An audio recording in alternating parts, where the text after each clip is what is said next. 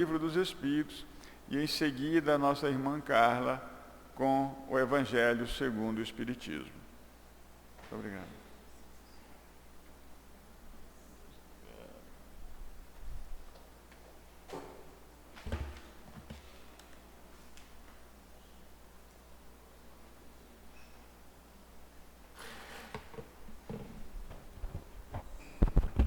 Boa tarde, meus irmãos, minhas irmãs, que a paz do Mestre Jesus permaneça envolvendo os nossos corações. Peço desculpas inicialmente pela voz, estou um pouco gripado, tá? Então me desculpem. Boa tarde, os irmãos que nos acompanham do canal pelo YouTube, que Jesus continue protegendo a todos. Vamos aqui dar continuidade ao estudo do Livro dos Espíritos, e estamos no capítulo... na questão 613, especificamente falando da metempsicose, né? E é uma questão muito extensa, provavelmente, até conversei com o Fabiano, eu acho que, não sei se eu acabo ela aqui hoje, mas o importante é nós compreendermos a mensagem da questão, porque ela tem muito ensinamento. Então, quando fala de metempsicose, que foi falado pela Virgínia na semana passada, que é o que o Espiritismo diz que é uma teoria errônea, não a critica, mas ela não encontra fundamento, porque ela defende a tese de que a evolução da alma, do espírito, pode ocorrer, por exemplo, do animal para o humano, né? Seria possível, por essa teoria, que o espírito de um animal encarnasse em um ser humano. Então nós sabemos que isso não é possível, como foi falado nas questões 611 e 612. E agora 613 vem justamente dar a explicação racional e moral sobre o porquê do erro dessa teoria, que muitas vezes nós acreditamos que é possível, e aqui os espíritos vêm nos mostrar que não. Então Kardec pergunta, por mais errônea, ou seja, ele já afirma que a teoria da metempsicose ela é falsa, né, vamos dizer assim. Por mais errônea que seja a ideia ligada à metempsicose, não seria ela o resultado do sentimento intuitivo das diferentes existências do homem, ou seja, por mais errônea que ela seja, ela não poderia decorrer da nossa intuição de já termos várias existências e estarmos aqui nessa existência com aquilo, eu acho que eu já fui um animal, eu acho isso. Então ela é justamente esse erro, que mesmo a nossa intuição pode nos trazer ainda ideias falsas, né? Sistemas que não são concretos, baseados em fatos, na racionalidade que o Espiritismo nos mostra. E aí vem a resposta até um pouco curta, mas depois tem a explicação de Kardec que é mais extensa. Os Espíritos respondem, reconhecemos esse sentimento intuitivo nessa crença, como em muitas outras, ou seja, é uma crença que a doutrina espírita mostra que não prospera, que, como nós veremos, o progresso da alma, o nosso progresso, o progresso do espírito, ele se dá nas várias reencarnações na raça humana. Kardec aqui vai deixar muito claro na explicação. Então olha que interessante, reconhecemos ele como uma crença, como muitas outras. Aí continua e conclui. Mas, como a maior parte dessas ideias intuitivas, o homem a desnaturou. Ou seja, nós acreditamos sem passar pelo crivo da lógica e da razão. Nós acreditamos com a intuição que muitas vezes isso seria possível, quando na verdade, quando analisamos a questão de uma forma racional, percebemos que o progresso da alma só vai acontecer, só vai acontecer na raça humana. E aí que vai ter várias questões que Kardec vai explicar, mas quando que começamos? Quando que foi a nossa primeira encarnação? Muitos já fizeram essa pergunta. Nós estamos aqui, não sabemos 15ª, qual é, o que não importa, até porque não importa, mas qual foi a nossa primeira encarnação? Né, que é aquele elo perdido, que é aquela resposta que muitas vezes nos segredos de Deus que nós não temos condições ainda de saber isso e nem utilidade. E agora Kardec vem com a explicação, meus irmãos. A metempsicose seria verdadeira, de novo, né, ela não é verdadeira, se por ela se entendesse a progressão da alma de um estado inferior para um superior, realizando os desenvolvimentos que transformariam a sua natureza. Ou seja, ela seria verdadeira se realmente ela estivesse de acordo com a reencarnação. E a justiça da reencarnação, a justiça de Deus, porque a reencarnação ela vem da justiça de Deus, ela não se coaduna com essa teoria da metempsicose. São questões antagônicas. A metempsicose, ela é incompleta. Na verdade, não é que ela é incompleta, é que ela não explica várias questões que o Espiritismo, com a reencarnação, nos explica. E a reencarnação, nós sabemos, ela serve para o nosso progresso. As várias reencarnações que nós temos é buscando sempre o progresso da alma, do espírito. Por isso que ela se dá na raça humana, entre nós, seres humanos. E agora vem a parte que ele diz que é falsa, né? Mas é falsa, se a Kardec explicando, no sentido de transmigração direta do animal para o homem e vice-versa, o que implicaria a ideia de uma retrogradação ou difusão. Ou seja, por que ela é falsa? Porque ela prega que o desenvolvimento da alma, o progresso do espírito, se daria do animal para o homem, do homem para o animal. Ou seja, o espírito de um cachorro poderia encarnar nessa era que vivemos em um espírito, em um corpo humano. É isso que nós sabemos que não é possível, que a reencarnação ela vem e nos traz justamente essa luz de humana, seja que hoje em mundo de provas e expiações, se conseguirmos extirpar nossas imperfeições, os nossos vícios, vamos buscando os mundos superiores, que seriam o próximo, né, o mundo de regeneração. E não, como não desenvolvi, não, vamos dizer assim, não tive um progresso aqui na Terra, eu vou retrogradar para o corpo de um animal. É isso que não é possível. Dependendo, se fizer muito mal aqui na Terra, nessa encarnação, cair nas tentações mundanas, esquecer do ser e só o ter, Deus é tão bom que mesmo assim Ele não vai castigar. Você pode até encarnar em mundo inferior à Terra, mas o espírito, nós não retrogradamos. Isso é um consolo que a doutrina nos traz. O progresso que nós já atingimos hoje, porque todos nós atingimos um progresso individual.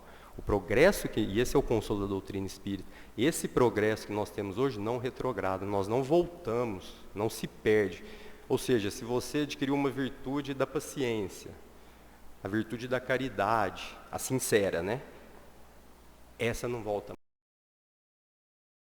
Agora, se você ficou estacionário, utilizou a encarnação toda para ser inútil, não existe isso muitas vezes? Deus vai castigar? Não, só que aí não progrediu a alma. E não retrograda também, fica naquela. Agora, o que nós devemos buscar é o que ele vem logo em seguida dizer. Ora, não podendo realizar-se essa fusão de espécies, que é o ser humano e o animal, temos nisso um indício de que se encontra em graus não assimiláveis. É meio que incompatível o que ele quer explicar aqui, que não se assimila, né? E que o mesmo deve acontecer com os espíritos que os animam. Se o mesmo espírito pudesse animá-los alternativamente, disso resultaria uma identidade de natureza que se traduziria na possibilidade de reprodução material. Aí agora fala da reencarnação. A reencarnação ensinada pelos espíritos se funda, pelo contrário, sobre a marcha ascendente, progressiva da natureza e sobre a progressão do homem na sua própria espécie. É aqui que nós temos a certeza. Progressão na própria espécie, com todo respeito aos animais e com a dignidade do homem, do ser humano. Por quê? Porque o progresso se dá na espécie humana. o que não diminui em nada a sua dignidade. Agora, o que nos rebaixa, né? O que nos torna, muitas vezes, que as nossas dúvidas, o que nos torna, muitas vezes, próximos dos animais? É os nossos comportamentos, muitas vezes as nossas reações. Quando nós temos comportamentos semelhantes ao do animal, é o que ele vem explicar agora. O que rebaixa o ser humano, é o mau uso que faz das faculdades que Deus nos deu quando nos criou, que Deus lhe deu para o seu adiantamento. Quais faculdades, meus irmãos? A inteligência, a benevolência, porque nós fomos criados para o bem. Deus, quando nos criou, espíritos simples e ignorantes, na nossa primeira encarnação, nós não fomos criados para o mal. Nós não fomos criados para prejudicar o próximo. E muitas vezes nós usamos essas faculdades que Deus nos dá para prejudicar o próximo, para julgar o próximo, a vingança, como vem sendo muito falado aqui. E quando nós fazemos mau uso dessas faculdades, nós estamos retardando o nosso adiantamento. O nosso progresso moral está deixando de se desenvolver em razão do mau uso que fazemos dessas faculdades. Como quer que seja, a antiguidade e a universalidade da doutrina da metempsicose e o número de homens eminentes que a professaram, homens que a defendiam, né, provam que o princípio da reencarnação, isso é importante, provam que o princípio da reencarnação tem suas raízes na própria natureza. O que é isso, meus irmãos? Na própria lei divina. A reencarnação, ela não decorre da lei humana, ela não decorre de sistema, ela não decorre de hipótese. A reencarnação, ela decorre da lei divina, que é imutável, improrrogável, inderrogável. A lei divina, ela é a mesma em todos os tempos. A lei humana, não. A lei humana tem que estar sendo sempre alterada, modificada. Agora, a lei de Deus, não. Tanto é que a reencarnação, olha que bonito isso, o princípio da reencarnação tem suas raízes na própria natureza, que é a natureza de Deus.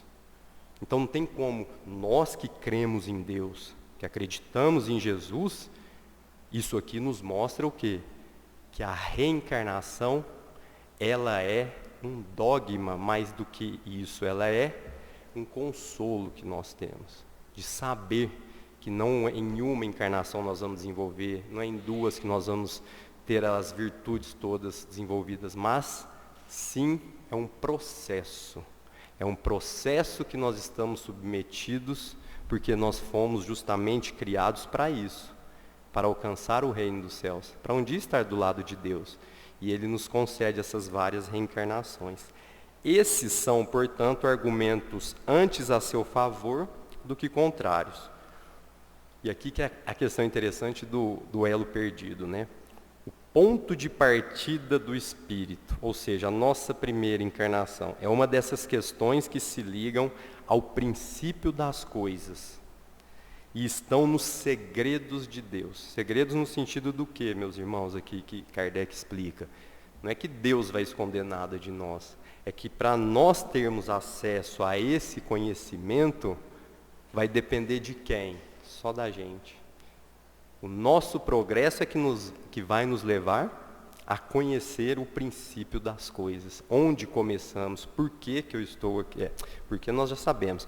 Mas qual foi a minha primeira encarnação? Se um dia isso, claro, tiver utilidade para o espírito. Não é dado a nós, ao homem, conhecê-los de maneira absoluta. E ele só pode fazer a seu respeito meras suposições. Olha que interessante. Construir sistemas mais ou menos prováveis. O que são sistemas mais ou menos prováveis? Frágeis. Sistemas que não têm embasamento sólido, como é a da reencarnação. Sistemas que não são fundamentados na racionalidade, no crivo da lógica, da razão e por aí vai. Os próprios espíritos, olha que interessante, os próprios espíritos estão longe de tudo conhecer, ou seja, muitas vezes achamos que os espíritos conhecem tudo, e aqui está falando que não. Os próprios espíritos com exceção, sabemos, de Jesus, né, de espíritos puros. Estão longe de tudo conhecer. E sobre o que não conhecem, podem ter também opiniões pessoais mais ou menos sensatas. Opiniões mais ou menos sensatas, enquanto que a reencarnação não é baseada em opiniões, e sim na justiça de Deus. E nós sabemos, né, com as cartas psicografadas, nas reuniões mediúnicas, nós espíritas especialmente que acreditamos na reencarnação, ela hoje para nós é o quê? Uma realidade, que não temos dúvida mais de que ela existe e de que ela serve para o nosso adiantamento. E continua a explicação, Kardec. É assim que nem todos pensam da mesma maneira a respeito das relações existentes entre o homem e os animais. Segundo alguns, o espírito não chega ao período humano, senão depois de ter sido elaborado e individualizado nos diferentes graus dos seres inferiores da criação, que seriam seres diferentes da espécie humana. Aí vem a outra corrente, né, a outra opinião. Segundo outros, o espírito do homem teria sempre pertencido à raça humana, que é essa, sem passar pela fieira animal. O primeiro desses sistemas tem a vantagem de dar uma finalidade ao futuro dos animais. Ao futuro dos animais, que aqui não somos nós, que constituiriam assim os primeiros anéis da cadeia dos seres pensantes. O segundo é mais conforme a dignidade do homem e pode resumir-se da maneira que segue. Então aqui Kardec vai explicar essa segunda opinião, essa segunda posição, que é aquela que está de acordo com a doutrina. As diferentes espécies de animais não procedem intelectualmente umas das outras, por via de progressão. Ou seja, ele vai dar um exemplo aqui. A ostra ela não vai encarnar numa planta, né? Que ele fala aqui, assim o espírito da ostra não se torna sucessivamente do peixe, da ave, do quadrúpede e do quadrúmano. Cada espécie é um tipo absoluto. É isso. A espécie humana é uma espécie absoluta, que vive com as outras, mas que não se admite pelo espiritismo aqui, que o espírito de uma flor, como ele disse aqui, encarne em um peixe. Cada espécie ela vai se desenvolver nela mesma, dada a perfeição de Deus. Cada espécie é um tipo absoluto física e moralmente, e cada um dos seus indivíduos tira da fonte universal a quantidade do princípio inteligente que é necessária, segundo a perfeição dos seus órgãos e a tarefa que deve desempenhar nos fenômenos da natureza, devolvendo ao fluido cósmico a massa após a morte. Aqueles dos mundos mais adiantados que o nosso, no nosso caso, o mundo superior ao nosso aqui, que é o mundo de regeneração, são igualmente constituídos de raças distintas, com seres humanos, aves, animais, apropriadas às necessidades desses mundos, que nós não conhecemos, porque ainda não temos condição de compactuar desse pensamento, e ao grau de adiantamento dos homens de que são auxiliares, mas não procedem absolutamente dos terrestres, espiritualmente falando. Com o homem já não se dá o mesmo. E ele vem e conclui, do ponto de vista físico, o homem constitui evidentemente um anel da cadeia dos seres vivos. Mas do ponto de vista moral, a solução de continuidade e não de progresso, entre o homem e o animal. O homem possui a sua particularidade, isso muito nos interessa, né, meus irmãos? Qual que é a nossa particularidade? O que nós somos? Qual que é a nossa verdadeira vida? A alma ou o espírito? Centelha divina, aqui que vai nos diferenciar dos animais. Centelha divina que nos dá, no caso aqui que lhe dá o senso moral e um alcance intelectual que os animais não possuem. Então aqui, o senso moral, esse alcance intelectual, a faculdade que nós temos de pensar, a nossa consciência, discernir o mal do bem, não o nosso instinto de conservação, mas o exercício da nossa inteligência, que os animais têm uma inteligência também, mas eles não têm senso moral, e nós temos. É isso o ponto principal que vai nos diferenciar deles. Tanto é que nós sabemos que os animais, quando matam outro animal, é simplesmente para quê? Para saciar a fome. É uma necessidade que ele tem.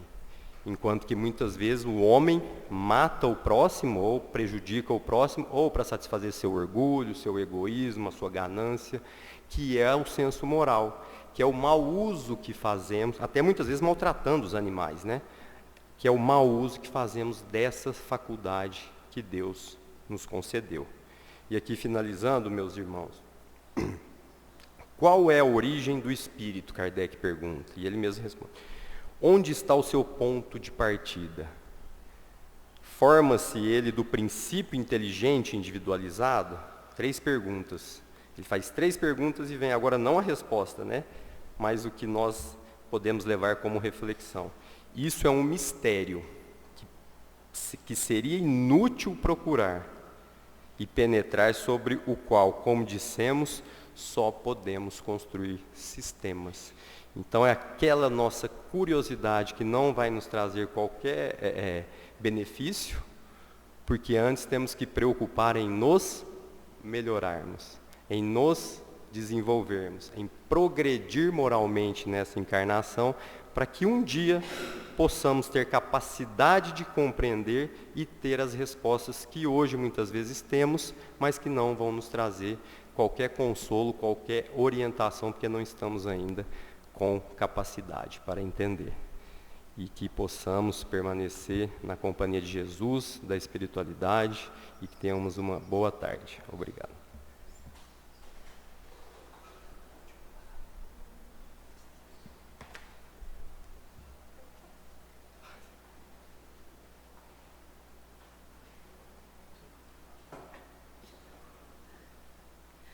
Boa tarde, meus irmãos. Dando continuidade ao capítulo 11, do item 13 do Evangelho segundo o Espiritismo, aonde nos fala a fé e a caridade, por um espírito protetor, em Cracóvia, em 1861. E aqui esse espírito começa assim: eu vos disse recentemente, meus queridos filhos, que a caridade sem a fé não seria suficiente para entre os homens uma ordem social capaz de fazê-los felizes. Devia ter dito que a caridade é impossível sem a fé. O que será que esse espírito quis nos dizer quando ele fala a caridade é impossível sem a fé? Que fé é essa, né? Que caridade é essa que ele nos comunica? E eu achei muito interessante porque esse espírito nos leva a refletir sobre essa própria frase, fé e caridade. Estão sempre de mãos atadas, sempre de mãos juntas. Nós precisamos entender que a caridade pura, essa caridade que nós estamos falando aqui, ela não pode ser feita sem a fé, e muito menos andar sozinha. O que significa essa fé, né, que ele tanto nos fala? Eu não sei se vocês conhecem uma história de Brian, que era um menino, hoje ele já está com seus 30 e poucos anos. Ele era canadense, e numa aula de geografia, o professor estava falando sobre a água. E soltou ali que na África, naquela época, não tinha poços, né? Não existia poços, eles passavam muito aperto com a água. E Brian ficou encucado com aquilo e falou para o professor: quanto que custa um poço? O professor riu dele e falou: olha, chutou um valor, vamos supor, $200. Falou, tá bom. Aí Brian foi embora, chegou em casa, falou para o pai dele: pai, eu quero $200. Aí o pai falou: meu filho, para que você quer $200? Eu quero construir um poço na África. Aí o pai falou, tudo bem, você vai juntar então, mas não vai ganhar de graça. Você vai trabalhar, você vai fazer jardim, e aí vai juntando seu dinheiro. Quando você conseguir, você faz esse poço. Mas o pai achou que o menino também ia esquecer aquilo. E assim o menino fez, um menino de 9 anos. Chamou os amiguinhos, começou a fazer jardim de várias pessoas, e uma certa época ele conseguiu os $200. Aí chegou para o pai e falou, pai, consegui os $200, eu vou lá construir o poço. Ele falou, tá, vai falar com o seu professor. Aí chegou o professor e falou assim, uai, você ainda está pensando nisso? Ele falou, estou. Ele falou, não, mas eu vou te levar em quem constrói, a firma que constrói um poço. Aí chegando nessa firma, o dono da firma falou, meu filho, isso aí não dá nem para o começo. É tal valor, isso aí é insignificante. Ele falou, que tal valor é esse? E ele lá falou o valor, e o Brian, mais alguns anos, conseguiu o valor. E aí ele já tinha conseguido angariar dinheiro com outras pessoas, já tinha aumentado aquela caridade que ele estava fazendo ali. Ele foi, chegou na firma e falou, está aqui o dinheiro, agora eu quero construir. Aí o homem falou, olha, não é tão fácil assim, nós temos que atravessar o mar, tem que levar equipamento. Ele falou, não importa, é esse dinheiro que você conseguiu. Isso o Brian já estava com 12 anos de idade. Desde os 9, ele vinha angariando aquele dinheiro. Então, aí foi construído o primeiro poço em Madagascar. Porque esse menino de 12 anos conseguiu o dinheiro. E dali ele nunca mais parou de construir poço. Hoje ele tem uma ONG enorme justamente para isso, para construir poços aonde não há água. Hoje ele é famoso, ele tem o seu nome, a ONG dele é muito grande. E por que esse menino conseguiu isso? Era a fé que ele tinha inabalável, que ele ia conseguir salvar essas crianças que ali não podiam tomar uma água fresca. Então isso nos mostra a fé desse menino. E é essa fé que aqui no item 13 está nos falando, né? E tem também o Chico, naqueles contos do Chico, que Chico foi visitar uma criança que estava com uma ferida enorme na perna, mas Chico não tinha provisão nenhuma para sarar aquilo ali, não tinha remédio nenhum. E Chico começou a chorar muito na hora que viu as feridas. E aí Bezerra de Menezes virou para ele e falou, jogue suas lágrimas em cima da ferida, que ela será curada. E assim Chico fez, e assim a ferida foi curada. Gente, que fé é essa? É a fé que nós tanto procuramos. É a fé que nós precisamos, né? Outro exemplo muito que nós temos é de Jesus, não é? E Jesus, o que ele fazia? Ele curava pelo impulso do amor dele, da fé que ele tinha no Pai maior. E aí a gente entende que nós podemos acreditar que nós conseguimos, se nós perseverássemos sempre no amor e na bondade, nós vamos conseguir essa fé que tantos espíritos nos falam, né? E essa caridade, qual que é essa caridade que os espíritos nos falam? Quando os espíritos nos falam que a caridade não pode ser separada da fé, ele nos fala daquela caridade que não é o simples ajudar, que não é dar o dinheiro, que não é dar um prato de alimento. É aquela caridade que sai do nosso íntimo, de dentro de nós, né? É aquela caridade verdadeira.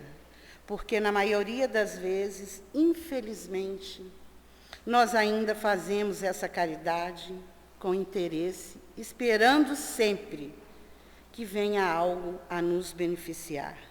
Lógico que a caridade, seja ela como for, ela é uma caridade. Mas essa caridade que nós estamos falando é a caridade que vem de dentro de nós. É a caridade pura, de mão dada com a fé, aquela caridade que não há empecilho. porque a nossa fé não vai deixar colocar esse empecilho. E existem muitos ateus, né, que fazem sempre, ficam indignados, como eles não acreditam em Cristo, né, não acreditam nem em Deus, e eles fazem algumas perguntas sempre quando encontram com o espírito, seja qual religião for. E tem uma pergunta muito interessante que eles costumam dizer. Eles sempre nos perguntam, qual era o interesse de Jesus em fazer o que ele fazia?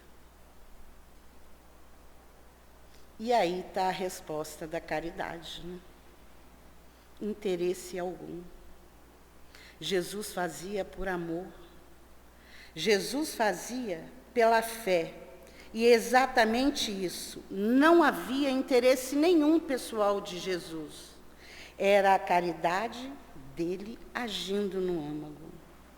Então, nós temos que pensar muito em que Jesus, né, sempre nos fala, em todas as lições que ele nos dá, e devido à nossa ainda, né, a nossa condição moral, para nós não, porque nós somos espíritos, mas para essas pessoas que ainda não acreditam nessa fé inabalável, e não faz sentido o que Jesus fazia realmente. Eles acham que era uma loucura o que ele fazia. Ajudar sem receber nada em troca. A caridade, ela não precisa ser só o alimento, né? Só o copo d'água, só o dinheiro. Um gesto de carinho, um aperto de mão, um abraço, às vezes vale muito mais do que um prato de comida. Porque aqueles irmãos que ainda estão precisando muito mais do que nós, às vezes eles necessitam de palavras. E é uma caridade, pensando, na hora que a gente para pensar, tão fácil de resolver, né? E muitas vezes nós colocamos empecilho. Eu estava pensando assim, se nós somos filhos de Deus, e Deus nos deu a coisa mais linda do mundo, que é aqui, a Terra, esse planeta que nós vivemos, cheio de árvores, de pássaros, essa chuva de hoje, olha a bênção que a gente recebe sem ter pedido nada. Então, se nós recebemos tanto de Deus, chega uma hora que o nosso coração também vai transbordar, vai encher de gratidão por tudo aquilo que nós recebemos sem pedir nada. E nós ganhamos. Nós estamos aqui, às vezes, pensando o que eu vou fazer para melhorar a minha vida? Seria muito melhor, às vezes, a gente pensar o que eu vou fazer para melhorar a vida do próximo. Porque melhorando a vida do próximo, a gente vai melhorar a nossa vida, com certeza. Porque, como existe a frase, o que a gente planta, a gente colhe, né? E quando nós acordamos e saímos para o trabalho, a gente, ao invés de glorificar, de agradecer a Deus por tudo isso, nós já levantamos com raiva, nós já levantamos cansado, em saber que nós somos um dia de trabalho, mas esquecemos que até as nossas dores, os nossos sofrimentos, de lá nós tiramos algo de bom. Ainda nós somos pequenos aprendizes mediante essa imensidão que Deus nos deu. Ainda que seja através das dores, como eu falei, nós conseguimos de lá tirar e falar e tentar, né, entender essa fé e essa caridade tão inabalável que ele nos fala. Tem um texto do livro Tocando o Barco, de Chico Xavier, que se chama Dois Anjos, que é a fé e a caridade. Lá no começo ele nos fala, pelo Espírito de Emmanuel, que a fé nos ilumina e a caridade nos socorre. E é uma grande verdade, não é? A fé nos ilumina. A fé nos dá a clareza que nós temos para sempre seguir e ter esse sentimento bom de força para socorrer quem ainda está na escuridão. A fé ilumina e a caridade socorre. E outra que ele fala, a fé sem obra vira fanatismo, ou até mesmo obra sem fé. Por quê? Porque nós temos que balancear também, né? Nós não podemos ter muita fé e fazer pouco, ou fazer muitas vezes pedindo algo em troca. Porque existe uma pesquisa de Peixotinho. Peixotinho, vocês devem conhecer, é um médium de materialização luminosa. Ele é da Bahia e ele fez uma pesquisa a 400 espíritas. Nesses 400 espíritas, sobre a caridade. O que era a caridade, por que eles faziam a caridade. E, infelizmente, a maioria da pesquisa, 80% desses espíritas, fazia a caridade em troca de algo, querendo receber algo. Às vezes a gente vem para a casa espírita e fala, eu vou ajudar, mas porque eu preciso melhorar. Para mim melhorar, eu preciso ajudar. Quer dizer, a gente está sempre barganhando. A gente não consegue fazer a caridade sem barganhar. Mas nós vamos chegar lá, eu tenho certeza, né? Que um dia nós vamos chegar a isso. Mas também não importa para a gente que tipo de caridade. O importante é fazer a caridade, é estar ali. Porque se ela anda de mão dadas com a fé, com certeza, nós vamos conseguir. Porque é isso que nós estamos buscando. É essa fé e essa caridade de dentro de nós. Tem uma pergunta. Não, essa aqui eu já falei, não é pergunta nenhuma. É de cá. E a caridade não precisa ser só, já falei, e aí nos leva a pensar, será que nós estamos, gente, seguindo o que Jesus nos ensinou? Será que nós estamos nesse barco, nesse leme? Porque a fé e a caridade é a mesma coisa de que uma lâmpada sem energia. Sem a energia, aquela lâmpada não vai brilhar nunca. Então, nós precisamos conseguir fazer brilhar essa luz que está em nós, seguir esse trem que é a nossa vida, nos trilhos certos, seguir o rumo certo, praticando sempre o bem, praticando o amor ao próximo. No livro do Irmão X, Cartas e Crônicas, explica de uma forma muito bonita a fé e a caridade. Ali ele nos fala de 2 jovens judeus que eram seguidores de Rabi Hanina. Esse Rabi, ele era muito famoso e todos gostavam muito dele ali. E lembrando que Jesus também, na época, era chamado de Rabi, né? Que Rabi significa mestre, aquele que tem algo a nos ensinar. E esses jovens já tinham um pouco desses ensinamentos. Eles viviam ali naquele vilarejo com vários outros monges, várias outras pessoas. E nesse vilarejo também existia um clarividente. Um vidente ali que acertava tudo, que nunca errou sequer uma previsão dele. E nesse dia ele viu os 2 jovens foram chamados para ir à mata, à floresta, para poder pegar lenha e alguns gravetos. E depararam junto com esse ancião, com esse velho. E esse velho, olhando para os 2 jovens, viu ali uma falange de espíritos de pouca luz, né, de espíritos ruins, zombeteiros, e falou com os jovens que eles não fossem mais à floresta, porque se eles fossem, algo de ruim poderia acontecer a eles.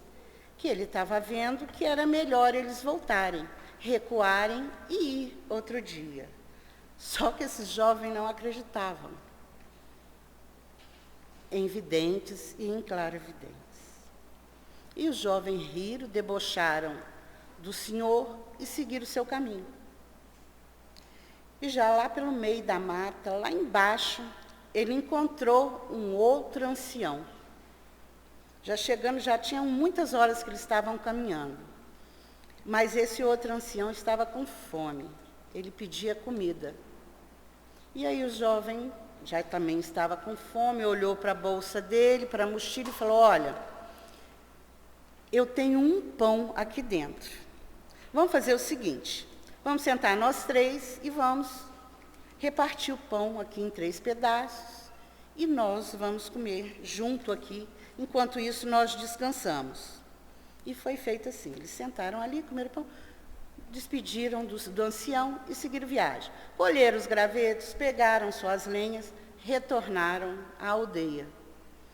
Quando retornou à aldeia, muita gente escutou o que o clarividente tinha dito para ele. Aí foram lá, falou: o senhor nunca errou nada. E hoje, o senhor errou de cheio. Os jovens estão aí são e salvos. O clarividente, aquele senhor, ele ficou muito intrigado com o que aconteceu. Ele falou: eu nunca errei na minha vida. Não é agora que eu vou errar com esses jovens. Eu vou lá saber o que foi que aconteceu com eles. E o que, chegando lá, ele foi lá, olhou, falou: vocês estão bem? Ele falou: estamos. Aí ele foi lá, mexeu na lenha e dentro, onde estavam os gravetos e as lenhas, tinha uma serpente morta. E aí ele deu uma risada, aí os jovens falaram: o senhor, além de ver a serpente morta, o senhor está rindo? E aí esse senhor respondeu: o que se pode fazer se Deus deixa influenciar por um pedaço de pão? E está aí a fé e a caridade para a gente nos refletir. Um pedaço de pão e a fé inabalável que aqueles dois tinham no seu rabi, os levaram são e salvo de volta.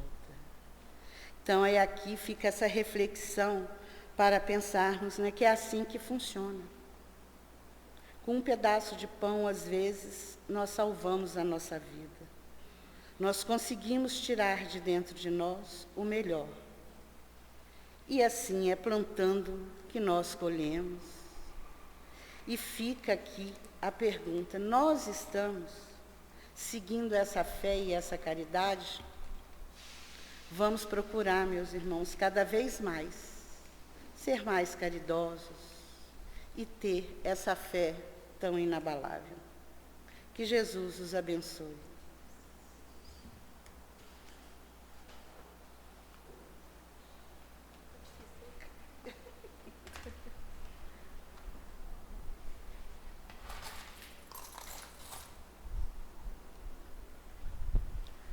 Então, meus irmãos, chegando ao final do nosso estudo, vamos convidar os médiuns passistas ao trabalho.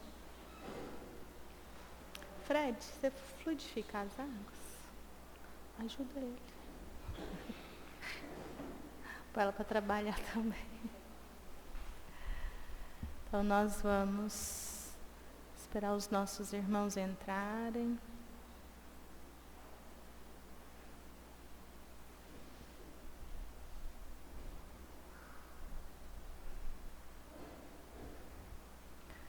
E vamos então rogar a Deus e a Jesus que derramem bênçãos sobre cada um de nós, que aqui nos encontramos presentes, aqueles que estão distantes, que todos possam sentir neste momento as vibrações da paz e do amor, que nós possamos encontrar na doutrina dos Espíritos o Espírito da verdade, Jesus de Nazaré, que uma vez mais nos convida à verdade, à transformação íntima, a sermos a cada dia melhores do que nós mesmos, amando, servindo, buscando a humildade,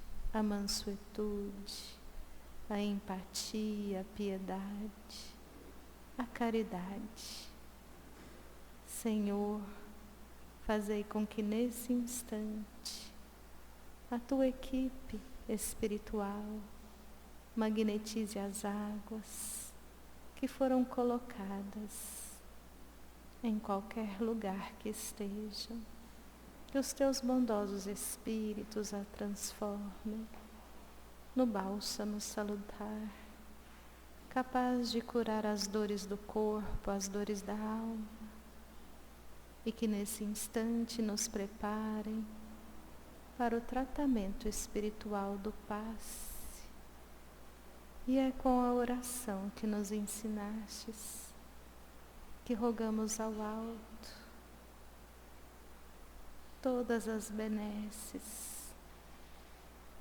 Pai nosso, que estais no céu, santificado seja o vosso nome. Venha a nós o vosso reino. Seja feita a vossa vontade, assim na terra como no céu. O pão nosso de cada dia, dai-nos hoje. Perdoai as nossas dívidas, assim como perdoamos aos nossos devedores. E não nos deixeis cair em tentação, mas livra-nos de todo o mal. Que a tua paz, Senhor, permaneça conosco em nossos corações e que o Senhor possa estar sempre conosco. Assim seja.